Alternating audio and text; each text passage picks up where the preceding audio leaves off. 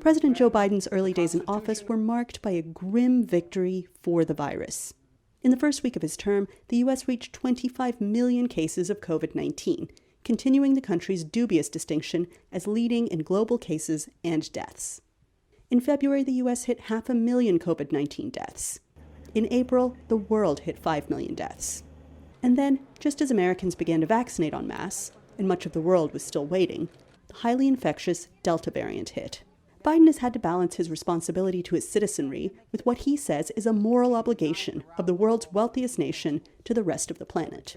In June, more than 6 months after Americans began receiving their vaccinations, the U.S. began sending out millions of vaccine donations to lower and lower middle-income nations. By September, Biden described the U.S. as the world's arsenal of vaccines, with pledges of more than 1 billion donated doses. And the United States is leading the world on vaccination donations. We need, as we're doing that, we need other high-income countries to deliver on their own ambitious vaccine donations and pledges. That's why today we're launching the EU-US Vaccine Partnership to work more closely together and with our partners in expanding global vaccinations. Critics say the world's richest nation can afford to do more. Some question why wealthy nations stockpiled millions of extra vaccine doses and why their citizens are getting booster shots when many around the world have yet to receive a first dose. What they have done very well is they have committed more vaccines to countries that need them. They have committed more funding to institutions to help deliver those vaccines and for the PPE and other responses that are needed. They have supported sharing intellectual property. They have supported increased manufacturing in developing countries. They have used their leadership by example to good effect. And so I'm very proud of what this country has done and is heads and shoulders above the rest. But to be clear, it is not enough. Overall, Professor of Medicine Dr. Tyson Bell says Biden gets a good grade for his efforts.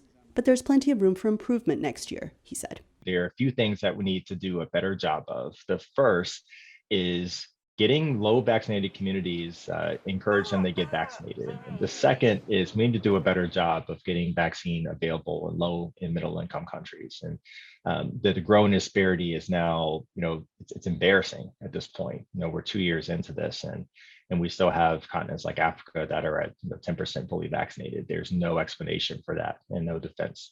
And then the third, really is laying the groundwork for our future response. Making sure that we have a well-funded public health infrastructure, that we have rapid response capability, that we have the ability to implement testing, and that we can separate the concept of public health from the politics that inevitably gets caught up in. But he said, this virus is a hard worker. And as the new variants have shown, it is adaptable. That means it might be around for a while yet. I think COVID's going to be with us. What we have to do is get it to a point where it's not overwhelming hospitals. We have low hospitalizations. We have, a manageable amount of deaths year to year. Sad to say it that way, but we need to be able to manage it. The best way to get there, Bell said, is for everyone to get vaccinated. That, too, is Biden's most oft-repeated piece of advice, and one he very publicly followed in September by getting his third shot. Anita Powell, VOA News, the White House.